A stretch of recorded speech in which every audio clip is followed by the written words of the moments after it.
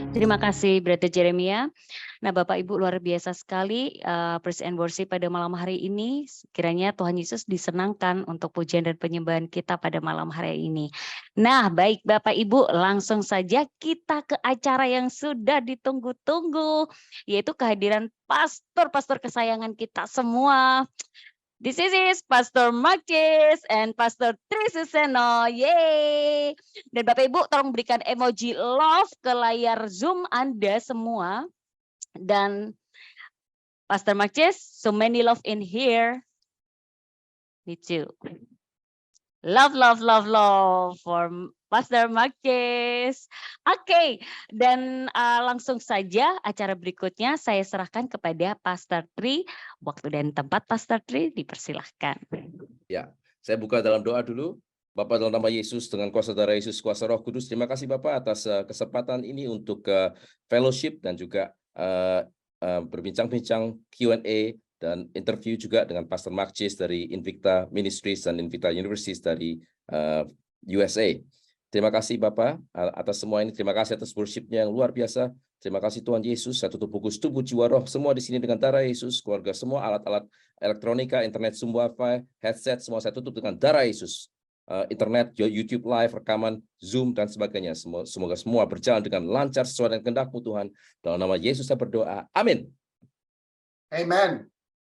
Okay. Jesus. So I will introduce Pastor Markis. Maybe I'll ask him to introduce himself shortly. Tapi buat yang lain, saya akan memperkenalkan Pastor Markis. Saya menjadi translatornya. I'll be the translator. Both Pastor Markis and I have to go to Dallas so we'll leave at about 20 past jam 8.20 kalian ya. Jadi kita akan lumayan cepat dan saya akan translasi cepat karena kita berdua mesti ke Dallas jam 8.20 WIB nanti ya, 8.20 something. Oke, saya langsung saja Pastor Markis, I'll ask the question straight away. Maybe for the benefit of the audience, please tell us a brief background about yourself, Invicta Ministries, Invicta University. Saya nanya Pastor Markis tentang background dia, Invicta Ministries dan Invicta University. Terima kasih. Thank you, Pastor Markis. Thank you, Jesus. Well, thank you for having me on here, Tree. What a blessing it is and an honor. Thank you, Jesus, to glorify the name of Jesus. Well, I, of course, lead Invicta Ministries and the teaching arm of our ministry, Invicta University. I see some students out there, by the way, of IU. I see Pharaoh. Thank you, Jesus. And Hannah, good. So I know you're on here. So Invicta Ministries, we began formally back in 2015. And Tree, let me know if you want me to stop translate. Maybe if you can stop there for a second. So Pastor Markis adalah pemimpin dan pembentuk Invicta Ministries dan Invicta University yang mengajarkan pelepasan teknis dan pelepasan dan penyembuhan batin, dan dia juga melihat ada beberapa murid-murid Invicta University di sini, termasuk Sister Vero dan sebagainya. Terima kasih Tuhan Yesus. Pastor Markis. Thank you, Jesus. So 2015, Invicta Ministries was formally created. And then the following year in 2016, I left my secular work. I was a teacher in an elementary school. Ya, Pastor Markis secara formal membentuk Invicta Ministries tahun 2015 dan tahun 2016 tahun kemudian dia juga menjadi full time, meninggalkan pekerjaannya dia sekuler yang sebelumnya beliau adalah seorang guru. Silakan, and of course that was a prayerful decision and God sent prophets to confirm the decision. Di saat itu sesuatu keputusan yang penting dan dipenuhi dengan doa. Dan juga beberapa prophet atau nabi juga menunjukkan jalannya, memberitahu jalannya Tuhan ini untuk full time di ministry ini. Yep. And once we had the confirmation from the Lord, it was 100% ministry, doing private sessions and public services. Setelah konfirmasi dari Tuhan, 100% Pastor Mark fokus di Invicta Ministries melakukan pelayanan pribadi dan juga pelayanan public service. So yeah, and then Invicta University was something the Lord put on my heart, because as a teacher, God said, you need to teach this ministry. Dan Invicta University itu dibentuk, Tuhan taruh di hatinya Pastor Mark untuk mengajarkan ministry ini. Ya, Pastor Mark. So God gave me the name of Invicta University, but I spoke to some people who discouraged me, and they said, no, don't call it Invicta University, call it Invicta Academy.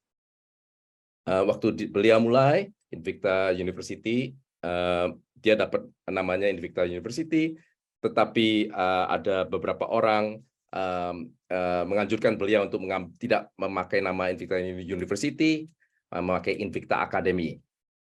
So we began publicly as Invicta Academy, and we were using a platform called teachable.com, and they canceled us.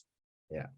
Jadi mulainya namanya Invicta Academy, mendengarkan omongan-omongan orang itu, dan ada platform namanya teachable.com yang dipakai untuk Invicta Academy, tapi teachable.com cancel Invicta Academy. Ya. And then I realized that God told me Invicta University, and I listened to those people and changed the name to Invicta Academy, and it didn't work. Ya. Dan Tuhan memberitahu Pastor Mark bahwa mesti obey, karena Tuhan maunya Invicta University, bukan Invicta Academy. Kalau Invicta Academy tidak work. Yeah.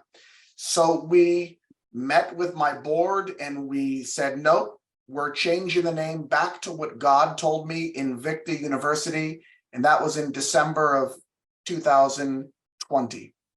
Jadi Pastor Mark bertemu dengan boardnya, dan dia bilang, enggak, yang dikasih tahu Tuhan adalah Invicta University, makanya namanya berubah menjadi Invicta University dan langsung berhasil. Names are very important. Nama sangat penting. Names carry anointings. Nama ada urapannya. And names can indicate the will of God. Nama bisa menunjukkan kehendak Tuhan. It's important to be in the will of God. Sangat penting untuk menjadi di kehendak Tuhan. Because without his anointing and blessing, karena kalau nggak ada urapannya sama berkatnya, our ministries are worthless. Pelayanan itu percuma. So we began Invicta University back in Kita mulai December of Invicta 2020. University Desember 2020. And now we have more than 200 students.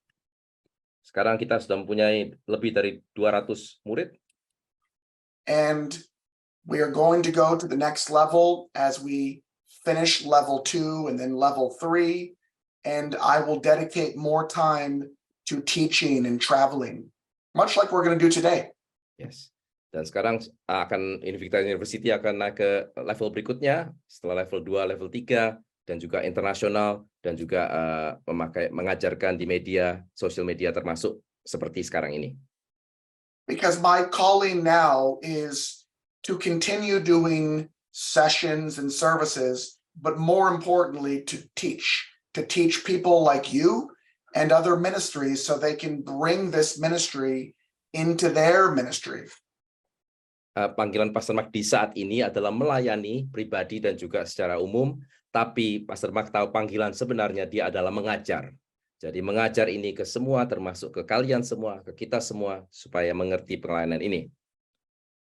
Very good. So that's where we're at today. And we just had our first annual convention. And Brother Tree came here all the way from Australia to be with us. Thank you, Jesus. Dan kita baru ada annual konvensi yang pertama, dan saya Brother Tree datang ke Amerika untuk join itu. Terima kasih Yesus. And we've already scheduled the next year's convention, September 20th and 21st of 2024. Dan konvensi tahun depan Invicta University sudah di-schedule buat tahun depan tanggal 20-21 September 2024. So I want to see you here, Veronica, Hannah, others. Jadi Pastor Mark mau melihat beberapa murid di sini, Sister Veronica, Sister Hana, dan lainnya di Amerika tahun depan. Okay, Pastor Mark, given time, maybe I'll start asking also the other questions. Ya, Sure. karena waktu saya menanyakan pertanyaan yang lain. Pastor Mark, I understand like our ministry, Vincero Ministries, we do and teach the technical deliverance and inner healing, but technical deliverance. Can you please explain what is technical deliverance versus other types of deliverance, such as sovereign? So, saya menanyakan Pastor Mark, kita di Vincero Ministry seperti dengan Invicta itu melayani secara pelepasan teknis. Tapi ada pelepasan lain, pelepasan kedaulatan dan sebagainya. Jadi saya menanyakan Pastor Mark untuk menjelaskan, membedakan. Thank you, Pastor. Very good. So there are two classes of deliverance. Ada dua kelas pelepasan. Technical deliverance and sovereign deliverance. Pelepasan teknis dan pelepasan kedaulatan. Technical deliverance involves breaking legal rights before we confront and cast out demons. Pelayanan teknis itu ialah dimulai dengan menghancurkan kuasa hukum sebelum mengusir roh-roh jahat. Technical deliverance is more suited for believers. Pelayanan pelepasan teknis itu lebih cocok atau lebih ditargetkan untuk orang Kristen yang lahir baru yang percaya.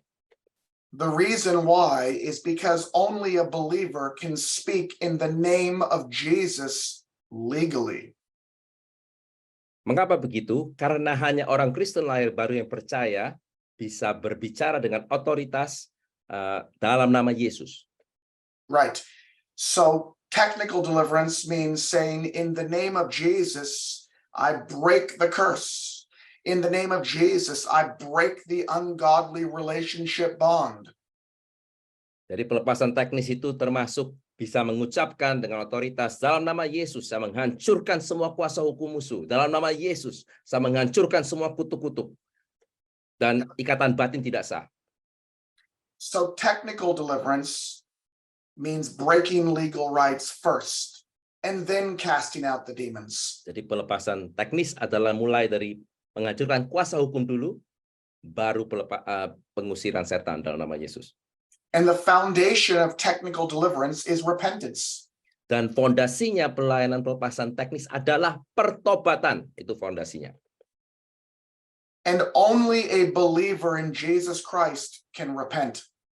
Dan hanya orang yang percaya kepada Yesus, Kristen lahir baru, yang bisa bertobat. Because belief and repentance, or faith and repentance, are two sides of the same coin. Karena iman dan pertobatan adalah dua sisi dari koin yang sama. So technical deliverance is for the church. And the purpose of technical deliverance is to heal the church. Jadi pelepasan teknis itu tujuannya untuk orang Kristen lahir baru dan gereja, dan objektifnya untuk menyembuhkan gereja. Good. And then sovereign deliverance is Pelepasan kedaulatan is an encounter of power. Adalah sebuah power encounter, pertemuan kuasa. No legal rights are considered. Kuasa hukum tidak difokuskan. Demons manifest and they are cast out in the name of Jesus.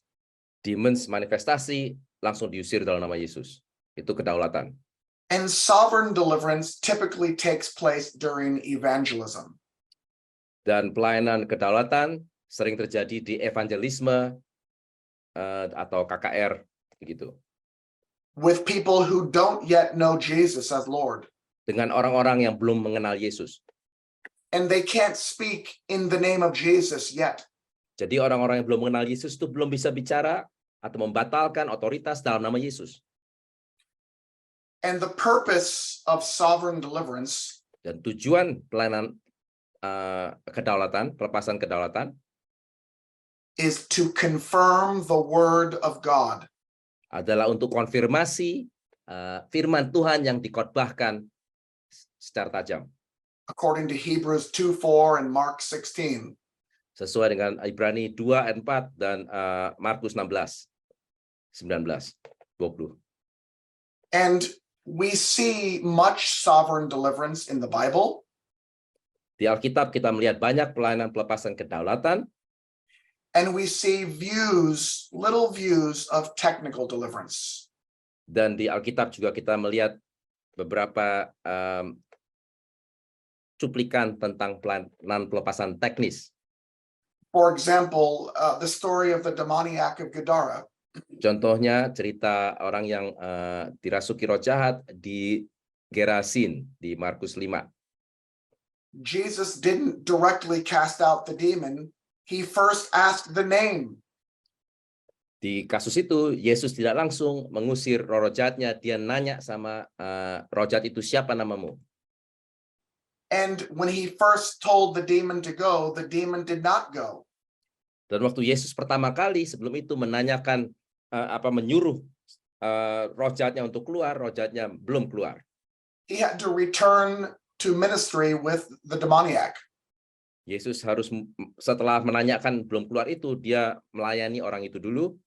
And then he gave permission for the demons to go into the pigs. Setelah itu terjadi, baru roh-roh jahat itu diusir dan diberi izin untuk keluar ke babi-babi. We also see technical deliverance in Mark chapter 9. Kita juga melihat pelayanan pelepasan teknis di Markus chapter 9 ya, Pastor Mark. Jesus didn't cast out the demon directly. Yesus tidak mengusir roh jahatnya langsung. He first asked the father how long the boy was like this. Dia pertama nanya orang tuanya dari yang anak yang kerasukan itu, sudah berapa lama dia seperti ini? These are the kinds of questions that we ask during session deliverance. Ini contoh-contoh pertanyaan yang kami bertanya sebagai DM di sesi-sesi pelepasan DI. But technical deliverance is summed up in James 4:7. Pelepasan teknis itu dirangkumkan di Yakobus 1 ayat 7. Yakobus 4 ayat 7. The Bible tells us Alkitab mengutarakan we must submit to God, resist the devil, and then the devil will flee. kita tunduk kepada Tuhan, lawanlah iblis. Setelah itu baru mereka akan lari daripada kita. And the job of the deliverance minister Dan tugas seorang pelayan pelepasan DM is to help the person receiving ministry untuk membantu prim atau person orang yang dilayani to submit to God. untuk tunduk kepada Tuhan. We are like detectives, Kita sebagai DM itu seperti detektif. and we find areas where the prim or the person receiving ministry Dan kita mencari sebagai detektif area-area di mana prim tersebut is not submitted to God. yang belum tunduk kepada Tuhan. And we help that prim submit to God. Dan sebagai DM kita membantu prim itu di area-area itu untuk tunduk kepada Tuhan. Mainly by teaching on repentance. Terutama dengan mengajarkan pertobatan di bidang-bidang itu. Because remember, technical deliverance, the foundation is repentance. Karena ingat, pelayanan pelepasan teknis, fondasinya adalah pertobatan. Without repentance, Tanpa pertobatan, we might not be delivered from demons. kita mungkin tidak bisa dilepaskan dari roh jahat. In the book of 2 Timothy, Di buku 2 Timotius, chapter 2, bab 2, verses 24, 25, 26, ayat 24 sampai 26, we learn that without repentance, we might not escape from the trap of the devil. tanpa pertobatan, kita mungkin tidak bisa lolos dari jeratan roh jahat. So technical deliverance Jadi pelayanan pelepasan teknis is about helping the prim adalah membantu prim receive God's repentance untuk menerima pertobatan Tuhan and escape from the trap of the devil. dan lolos dari jeratan-jeratan si jahat. But both classes of deliverance, Tapi dua kelas pelepasan ini, teknis dan kedaulatan, technical and sovereign, pelayanan pelepasan teknis dan kedaulatan, are valid and they have their purposes. berguna dan punya tujuannya masing-masing. And I urge you that if you are in an evangelistic situation, Dan Pastor Mark menyemangati kita kalau kalian berada di sesuatu KKR evangelisme, banyak orang nggak percaya, and you are ministering to a non-believer, dan kamu lagi melayani orang-orang yang belum percaya Yesus atau belum kenal Yesus, and that non-believer manifests a demon, dan tiba-tiba orang yang nggak percaya itu ada manifestasi demon di dalamnya, don't be concerned about legal rights. tidak perlu terlalu pusing tentang membatalkan kuasa hukum. Just move and cast out the demon in Jesus' name. Langsung maju kalau sudah manifest, usir dalam nama Yesus. Make it a public spectacle, Tunjukkan sebagai tontonan umum. a miracle that confirms God's word. Adalah mukjizat yang konfirmasi firman Tuhan. And deliverance is a miracle according to Mark 9:39. Sesuai dengan Markus 9 ayat 39, pelepasan adalah mukjizat. So that's technical deliverance and sovereign deliverance. Itu adalah bedanya pelayanan pelepasan teknis dan kedaulatan. Thank you, Pastor Mark. Pastor Mark, many Christians in Indonesia believe that born-again Christians cannot have demons. Even many churches, many pastors. I know you have written a book on this, on the debate whether Christians can have a demon. How would you respond to this? How encourage us to respond to this? Jadi saya tanya Pastor Mark, banyak Kristen di Indonesia, termasuk pendeta-pendeta, menganggap bahwa kalau sudah jadi orang Kristen lahir baru, tidak ada demons.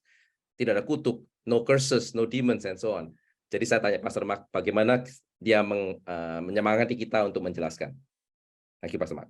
In my book, I came to the conclusion Di bukunya Pastor Mark, dia konklusinya adalah, I came to the conclusion in my book, it's called The Children's Bread and the Debate of Whether a Christian Can Have a Demon. jadi buku Pastor Mark judulnya adalah Roti Anak-anak Tuhan, ya. Subtitlenya adalah debat, perdebatan, apakah orang Kristen bisa ada demonisasi. I realized Pastor Mark menyadari that only the people who don't do deliverance bahwa hanya orang yang tidak melakukan pelayanan pelepasan believe that Christians can't have indwelling demons. percaya bahwa orang Kristen tidak mungkin ada demonnya.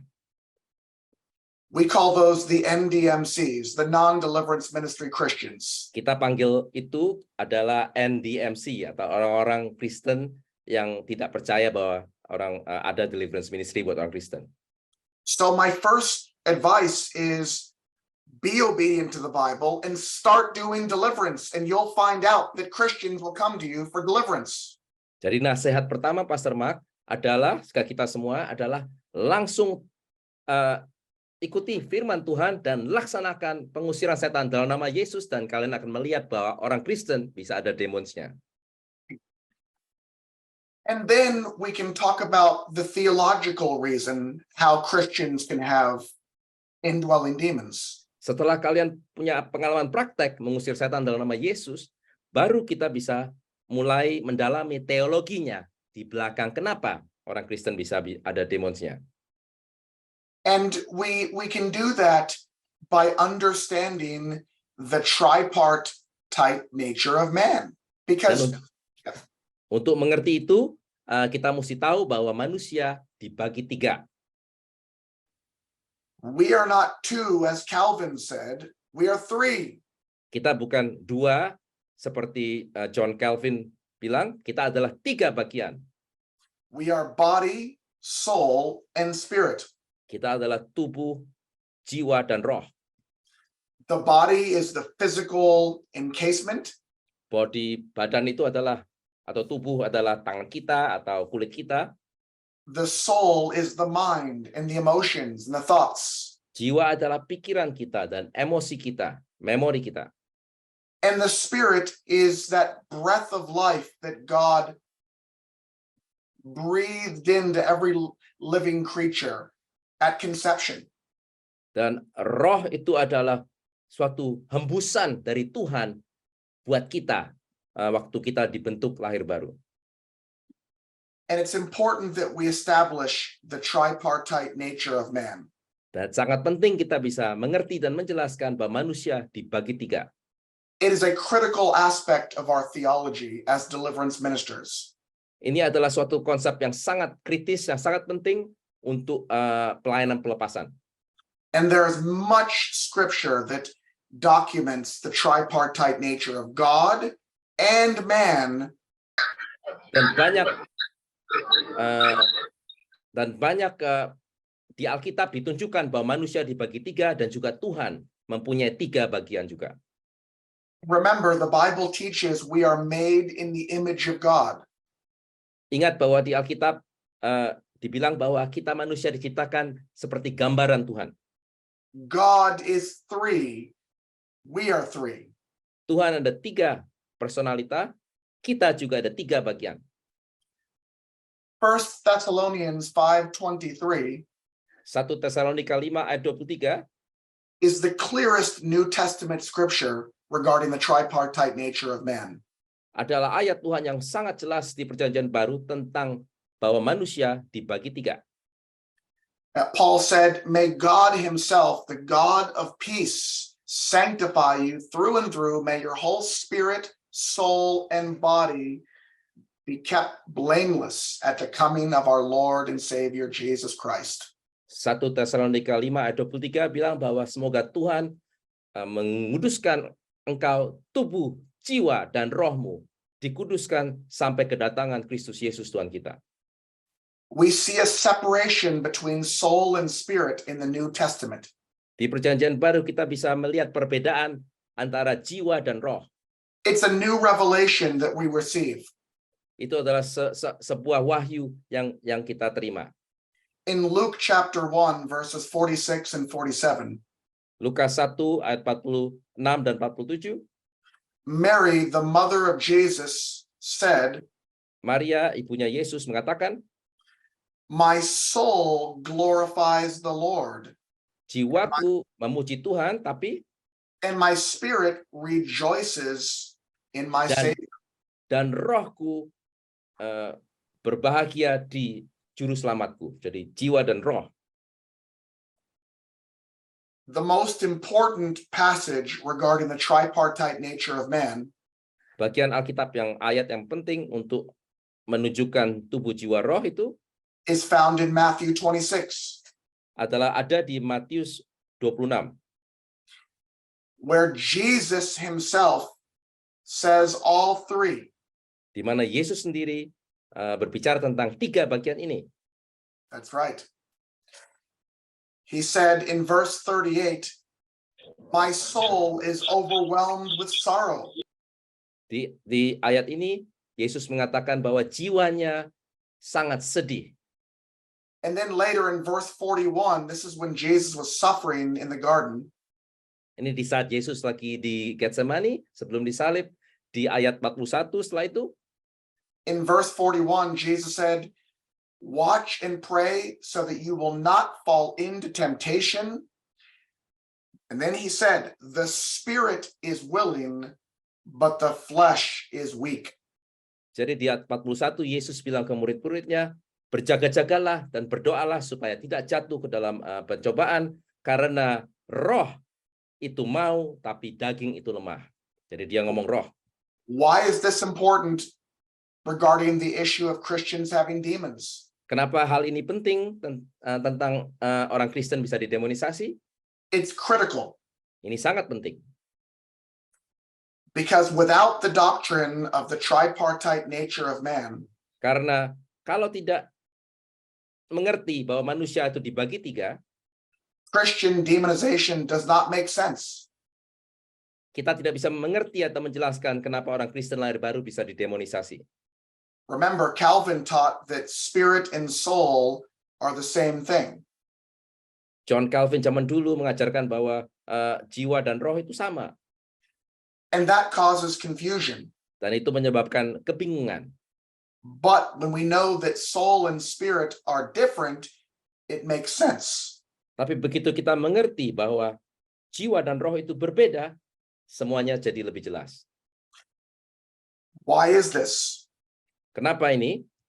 Because at the new birth, at the born again experience, Karena waktu kita lahir baru, at the regeneration, kita diregenerasi, which of the three parts of us is regenerated? Dari tubuh jiwa roh itu yang mana yang diregenerasi, yang lahir baru? Is it the body, the soul, or the spirit? Tubuh, jiwa, atau roh? And you probably know it is the spirit that's regenerated. Dan kalian mungkin sudah mengerti bahwa yang lahir baru, yang diregenerasi adalah roh kita, manusia roh kita. We know that from John chapter 3. Kita tahu itu dari Yohanes 3. John 3:6. Yohanes 3 ayat 6. Jesus said, flesh gives birth to flesh, Yesus berbicara, daging melahirkan daging, but spirit gives birth to spirit. roh melahirkan roh. And later Jesus said, we are born of the spirit. Dan setelah itu Yesus berbicara ke Nikodemus bahwa kita lahir dari roh. When we are born again in Jesus Christ, Waktu kita lahir baru di dalam Yesus, our spirits, not our souls and bodies, are regenerated. roh, manusia roh kita, bukan tubuh dan jiwa kita yang regenerasi. Why is that important? Kenapa ini penting? Because the demons are in the mind, which is the soul, and the body. Karena roh jahat itu ada di jiwa, pikiran, emosi kita, memori, dan di tubuh. No demons in the spirit. Nggak ada demons, tidak ada demons di roh kita kalau lahir baru. So we are born again, our spirits are regenerated. Jadi waktu kita lahir baru, manusia roh kita yang lahir baru. But our Regenerasi. souls and bodies, Tapi tubuh dan jiwa kita, where the demons are di mana demons itu ada, not born again. tidak lahir baru. The soul and body will undergo a transformation over time. Tubuh dan jiwa itu akan melalui proses transformasi melalui waktu, berjalannya waktu. And that process includes deliverance. Dan proses itu termasuk pelepasan. So if someone says, how can a Christian have a demon? Jadi kalau orang bertanya, kenapa orang Kristen bisa Well, punya demons? first of all, the Bible never says that Christians can't have demons. Poin pertama adalah Alkitab tidak pernah berbicara bahwa orang Kristen pasti tidak ada demonnya. The doctrine that Christians can't have demons Doktrin bahwa orang Kristen tidak bisa punya demon is a man-made doctrine, adalah doktrin buatan manusia. because people cannot fathom or understand how a Christian can have a demon, nor would they want a Christian to have a demon. So they make up a doctrine that says Christians can't have demons. Ini doktrin buatan manusia karena manusia tidak mengerti kenapa orang Kristen lahir baru bisa ada demonnya atau tidak mau mengerti. But scripture is clear that it's the spirit that's regenerated. The mind or the soul and the body, they are not regenerated at the born again experience. Tapi Alkitab sangat jelas bahwa waktu kita lahir baru, roh kita yang lahir baru, tapi tubuh dan jiwa kita melalui proses transformasi sanctification. And that's where the demons are. Dan disitulah tubuh dan jiwa itu. In the di mana mind. demons itu ada di pikiran kita, In the body, di badan kita. many prims experience Banyak prims yang mengalami the demon moving in their body demonsnya bisa bergerak di tubuhnya during prayer. waktu didoakan. And of course, demons are in the mind. Dan demons tentu juga bisa di pikiran kita. The spiritual war takes place on the battlefield of the mind. Peperangan rohani itu terjadi di medan peperangan di pikiran kita. So we can be born again with a regenerated spirit, Jadi kita bisa lahir baru dengan roh yang sudah diregenerasi, yet have demons in our mind and body. tapi tetap bisa ada demons di pikiran kita atau jiwa kita dan badan kita. That's what I would say to those people who ask. Itu yang Pastor Mark anjurkan untuk ditanyakan atau dijelaskan ke orang-orang yang nggak mengerti. Oke, Pastor Mark, given time, maybe we'll just open to Q&A and go from there. Maybe Sister Dina first, want to do something quickly? Sister Dina, silakan. Yes. Kita mau ke Q&A habis ini. Oke. Iya.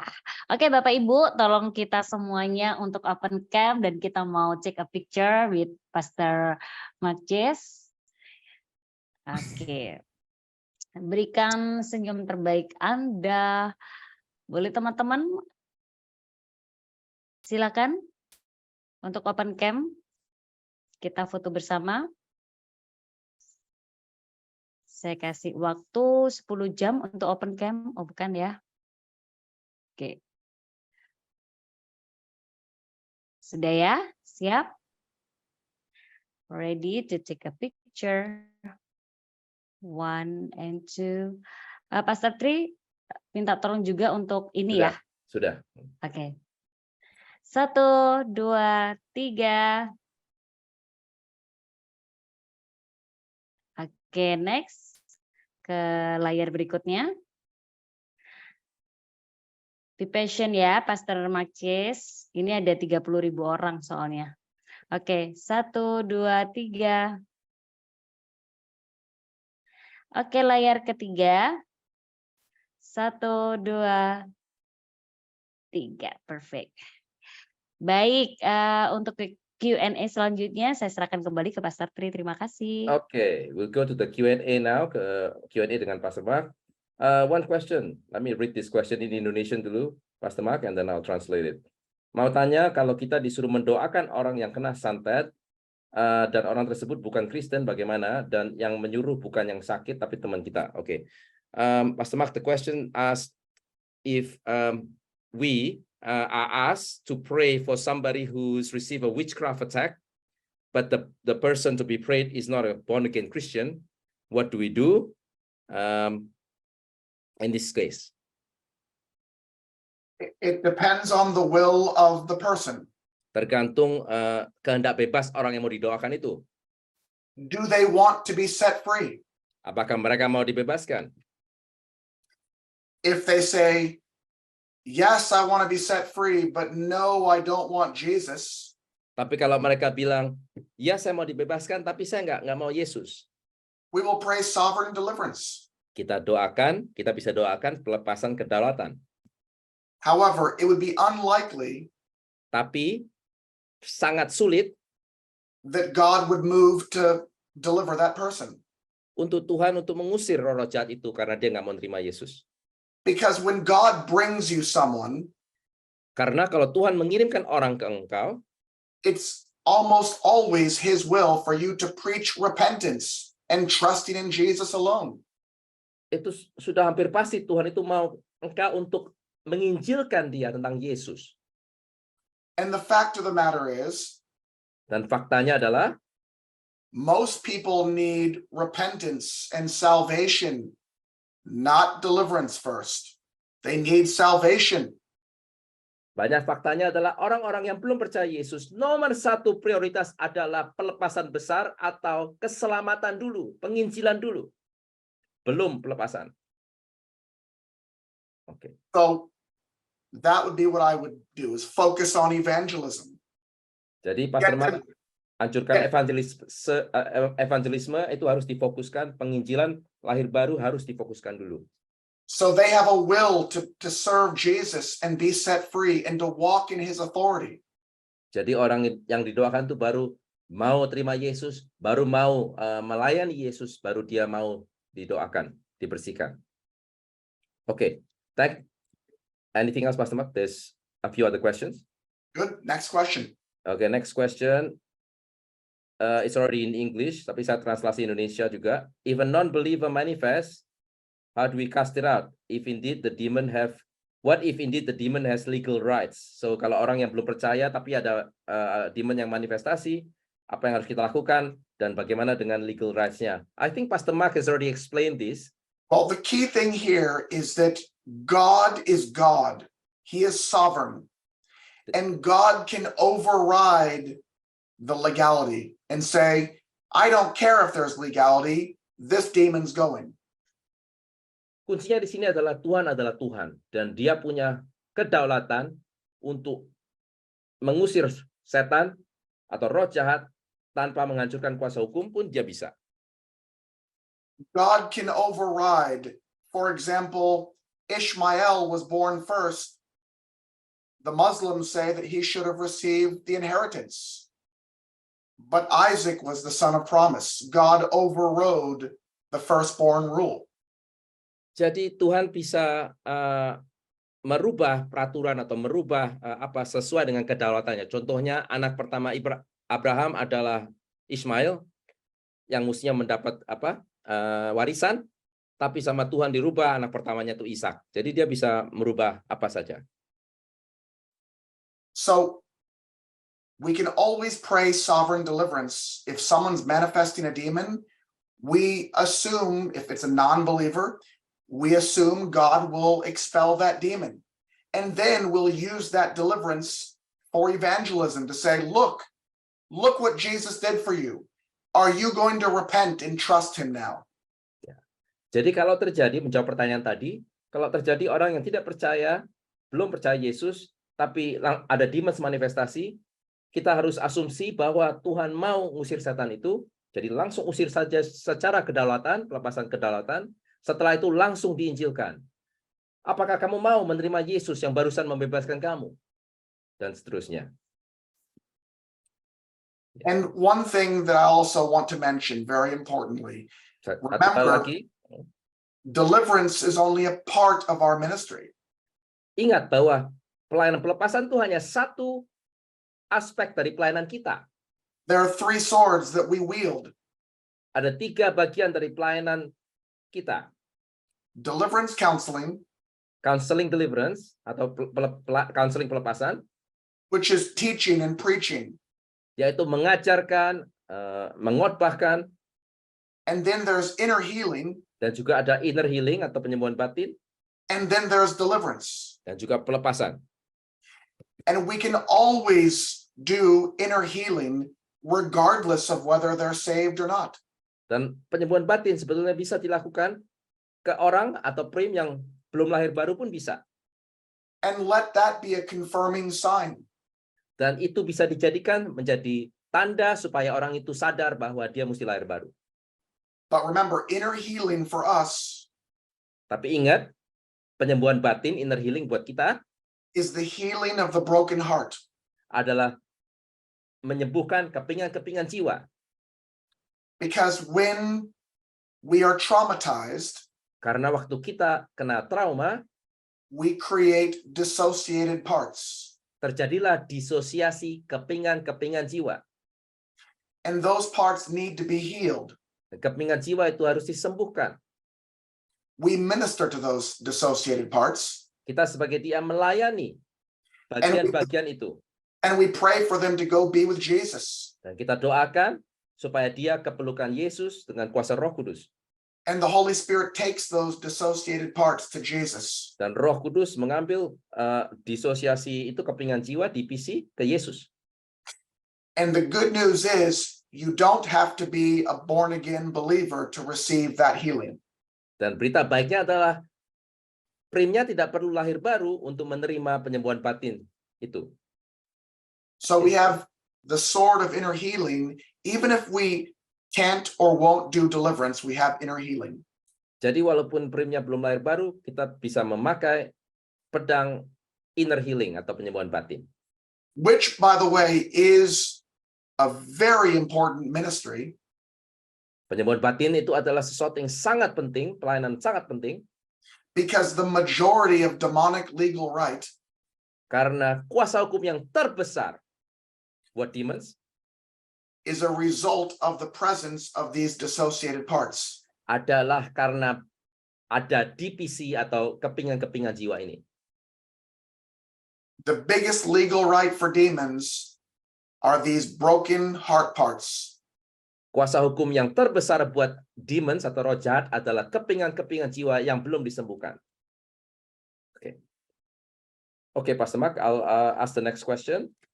This one from Zoom. Brother Gerson, I'll speak in Indonesian first. Pastor, bagaimana dengan kecenderungan-kecenderungan yang ada di dalam diri kita meskipun sudah dilepaskan, seperti kecenderungan untuk terikat dalam hutang piutang? Okay, Pastor Mark, the questioner asked, what about these tendencies that are still in us, even though the person has been delivered or in a healed? that these tendencies such as getting into debts, financial debts, and getting wrapped into it. These tendencies. What do we do with these tendencies, even though we have received deliverance? Good. So remember 3 swords. Jadi ingat ada 3 bagian atau 3 pedang. The first sword is deliverance counseling. Yang pertama adalah counseling pelepasan. And we need to teach the prim what the Bible says about finances. Contohnya di utang-utang begini, di counseling pelepasan, DM harus mengajarkan dari Alkitab ke prim tentang hutang piutang. For example, that we are not to serve mammon. Contohnya, kita tidak boleh cinta uang menyembah mamon. We are not to love money. Kita tidak boleh cinta harta. We are to be the lender and not the borrower. Kita tidak boleh minjem, tapi kita harus minjemin. Because when the deliverance minister begins a new case, Karena ketika seorang DM itu memulai sesi baru dengan orang baru, we inherit a situation kita mendapatkan sebuah kasus that didn't start last week. yang nggak mulai minggu lalu. When that prim comes to us, Waktu prim ini pertama kali datang ke DM, they have already been making a series of bad decisions. prim ini sudah melakukan keputusan-keputusan buruk sebelum itu, jauh sebelum itu. For example, marrying people without consulting Holy Spirit, Contohnya, menikah kepada orang yang dia tidak tanya kepada Roh Kudus, doing sexual perversion, melakukan perzinahan, percabulan, doing substance abuse. melakukan narkoba. And when we begin working with them, Dan they ketika dia must, kerja dengan atau melayani prim ini, they must understand it will be a process. prim ini harus mengerti bahwa pelepasan dan penyembuhan batin ini adalah sebuah proses, Little by little. sedikit demi sedikit. The Bible teaches little by little. Alkitab mengajarkan Ulangan 7:22 sedikit demi sedikit. Deuteronomy 7:22. Ulangan 7:22. Exodus 23 verse 30. Keluaran 23 ayat 30. So it will be a process for that prim to change, not just spiritually, but also in the soul. There will be a transformation in the mind of that prim. Jadi adalah sebuah proses buat prim itu, bukan hanya secara rohani, tapi juga secara mental. Ada sebuah proses. Because not everything is a demon. Karena nggak semuanya itu gara-gara demons. We also have a flesh nature. Kita juga punya kedagingan. And humans have a desire to sin. Dan kedagingan manusia itu maunya berdosa. And that flesh needs to be crucified. Dan kedagingan itu harus disalibkan. So that person needs to receive all 3 swords, the deliverance counseling, the inner healing, the deliverance. And they need to continue this process. Ya, jadi orang di contoh tadi tentang hutang piutang atau kecenderungan itu harus dilayani dengan 3 pedang ini, yaitu counseling pelepasan, pengajaran, dan juga penyembuhan batin, inner healing, dan pelepasan. Dan melalui prosesnya dia. And over time, Dan berjalannya waktu, by God's grace, dengan kasih karunia Tuhan, they will be transformed. mereka akan ditransformasi. But every prim, Tapi setiap prim, I speak to every deliverance minister, Pastor Mark bicara ke semua deliverance minister, every student of deliverance ministry. semua murid pelayanan pelepasan ini, You must inform the prim semua DM harus memberitahu prim that their healing and deliverance bahwa penyembuhan batin, kesembuhan, dan pelepasannya will be a process. adalah proses. Now, it's very important to make repentance the foundation. Sangat penting buat DM untuk mengutarakan ke prim-prim kalian bahwa pertobatan itu yang fondasinya. During deliverance counseling, Waktu konseling pelepasan, The prim must be made aware of sin DM mesti mengajarkan Prim menunjukkan dosa-dosanya di mana. because most believers are not aware of sin. Karena banyak orang Kristen tidak mengerti bahwa dia ada dosa-dosa. You can test this. Ini bisa dites. Ask a believer, Tanya orang Kristen tersebut, do you consider yourself to be a good person? apakah Anda orang baik? 75% of believers 75% orang Kristen lahir baru will answer, yes, I am a good person. akan menjawab, ya, saya orang baik. And they will give reasons why. Dan mereka akan mengasih alasan kenapa saya orang baik. I'm generous. Saya sangat berderma. I'm a good listener. Saya sangat baik untuk mendengarkan orang. I volunteer my time at the church. Saya suka dengan sukarela memberi waktu saya dengan cuma-cuma membantu-bantu gereja. I pay tithes. Saya bayar persepuluhan. I'm a good person. Saya orang baik. But that conflicts with what the Bible says. Tapi itu tidak sesuai dengan firman Tuhan. Jesus said, no one is good except for God alone. Yesus bilang bahwa tidak ada orang baik kecuali Tuhan. The prim must be made aware of sin.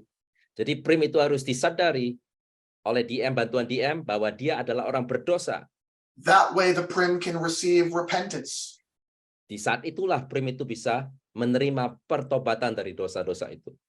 And the more repentance the prim has, Dan semakin banyak pertobatan, the more he or she will be able to resist the old sin. lebih banyak pertobatan, lebih banyak Prim itu bisa melawan dosa-dosa atau kecenderungan itu. Same with evangelism. Sama dengan evangelisme. The foundation is repentance. Fondasinya adalah pertobatan. If you skip repentance Kalau Anda skip pertobatan, and you have them confess Christ sebelum pertobatan langsung menerima Yesus dalam hatimu, without them having received repentance, tanpa mereka menerima pertobatan sungguh-sungguh, they will quit the faith very quickly. orang itu akan meninggalkan Yesus dengan cepat. As soon as the difficult times begin, Kalau ada kejadian susah, langsung ninggalin Yesus. they will quit Jesus Dia langsung meninggalkan Yesus. if they don't have a foundation of repentance. Kalau mereka belum menerima fondasinya, yaitu pertobatan. And that's big deliverance, Nah, ini adalah pelepasan besar, kita panggilnya. which is salvation. Adalah pelepasan dari neraka ke surga. But the same concept applies Tapi konsep yang sama berlaku to little deliverance, untuk pelepasan kecil, which is getting set free from demons. yaitu pelepasan dari roh-roh jahat. Repentance needs to be the foundation Dasarnya sama, yaitu pertobatan. so people can stay free, Jadi orang tetap bisa bebas dari roh jahat. or else they return to the sin. Kalau nggak bertobat, kembali ke dosa lagi. Dan ini. Oke, Pastor Mark.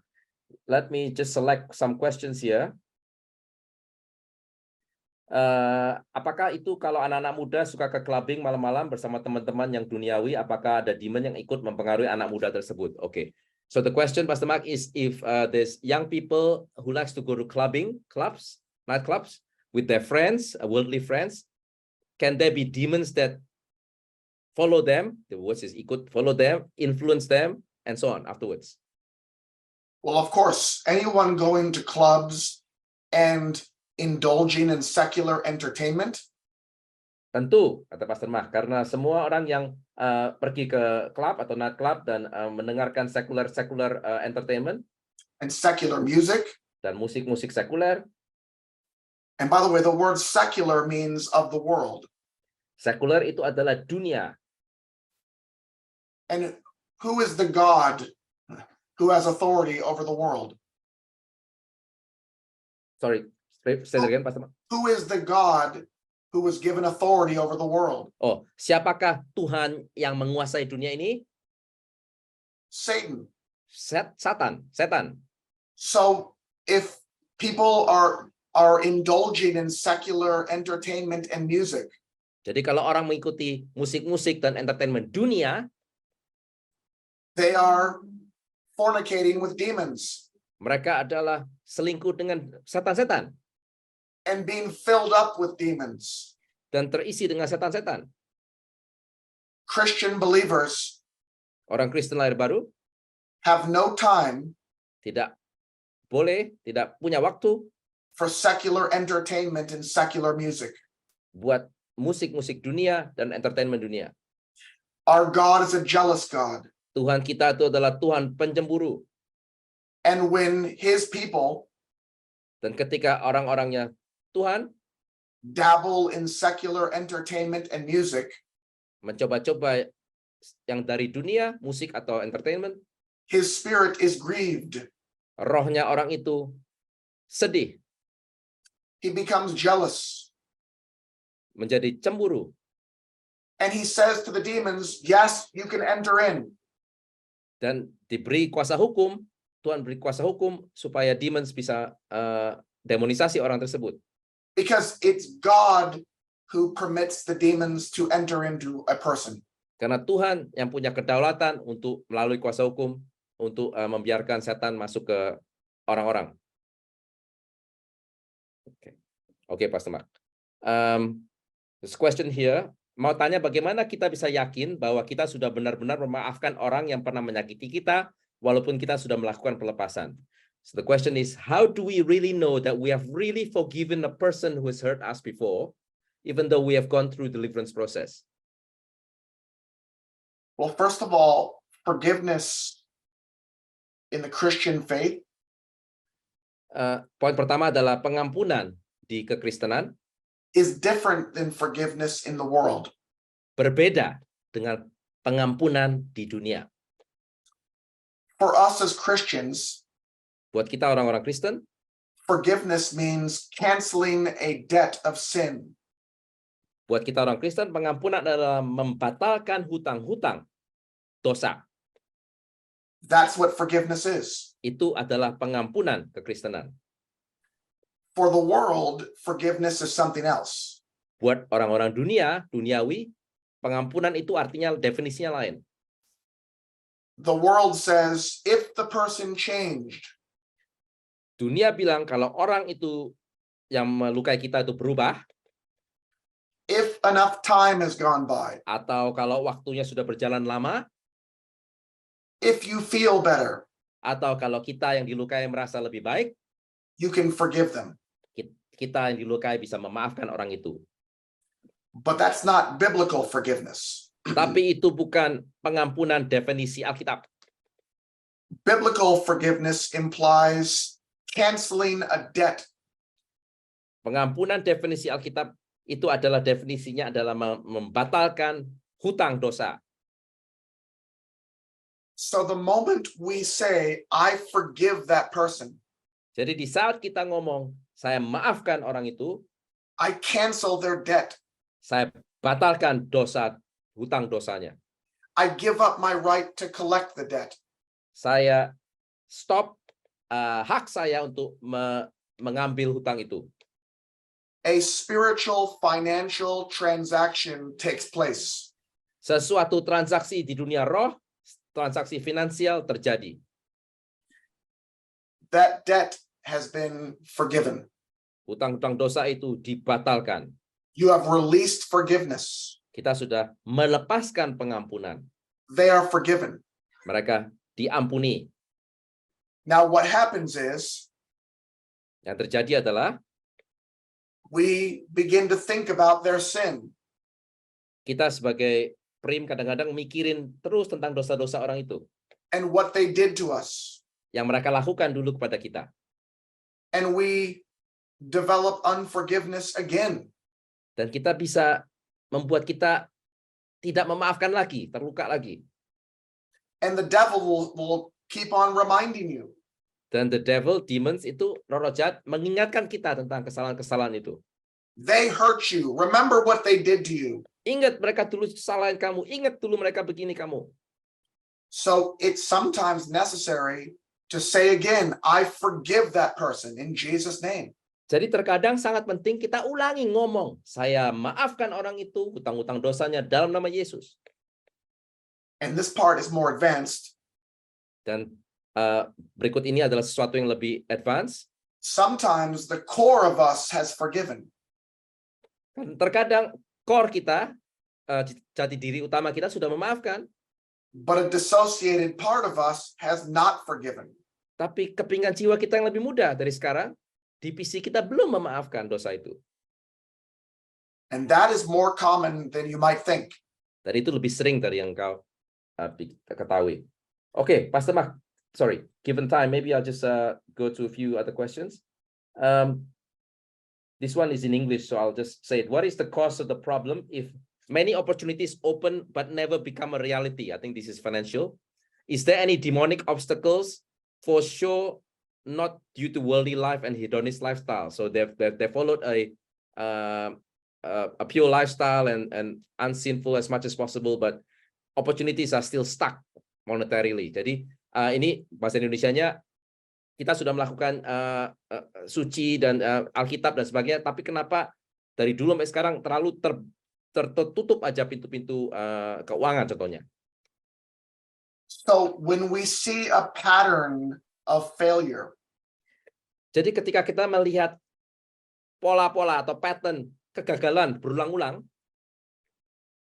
or something that plagues someone, atau sesuatu seperti itu yang terjadi di orang yang sama, it follows them. itu selalu kayak mengikuti orang itu terus, kegagalan itu. It's because there's a curse and demons are enforcing that curse.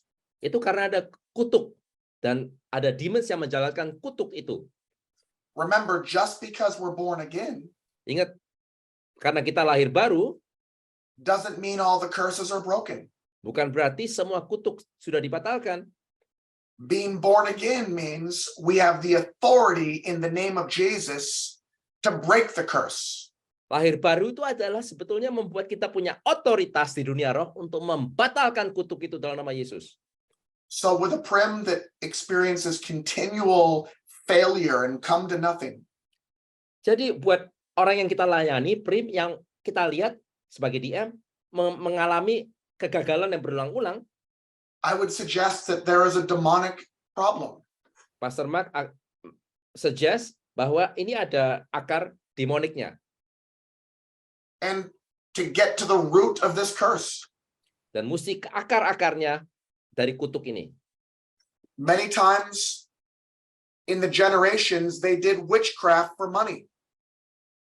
Banyak, tidak jarang, di generasi-generasi sebelumnya ada pesugihan atau perjanjian darah tentang uang, which made a curse of poverty land on the bloodline. yang membuat kutuk-kutuk kemiskinan atau kesulitan keuangan turun ke anak, cucu, buyut, dan sebagainya.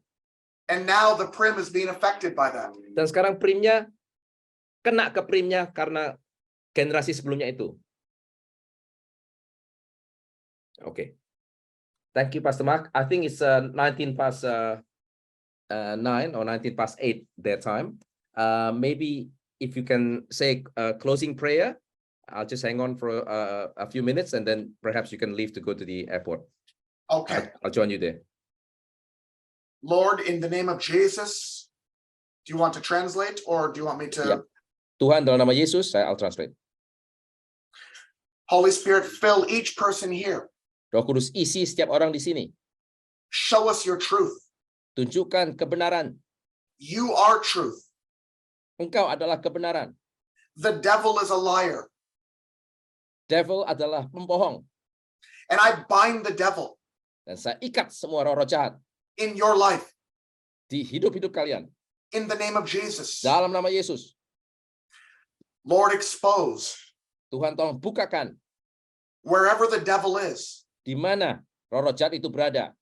and reveal Dan tunjukkan, bukakan the parts of the heart bagian-bagian jiwa, hati, memori, emosi kita that need to be healed. yang perlu disembuhkan.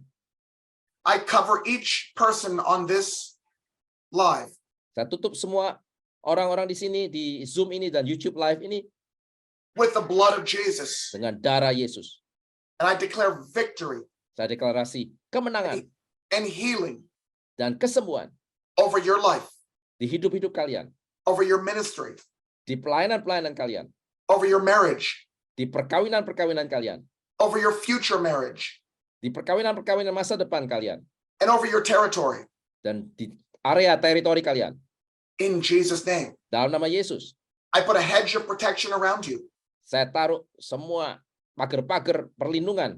Satan sekelilingmu. cannot touch you. Setan tidak bisa menyentuh engkau. And I bless you in Jesus' name. Saya berkati kalian semua dalam nama Yesus. Amen. Amin. Okay, Pastor Mark, I'll just finish here and you can thank you, Pastor Mark. On behalf of everyone, say thank you. Terima kasih ke Pastor Mark.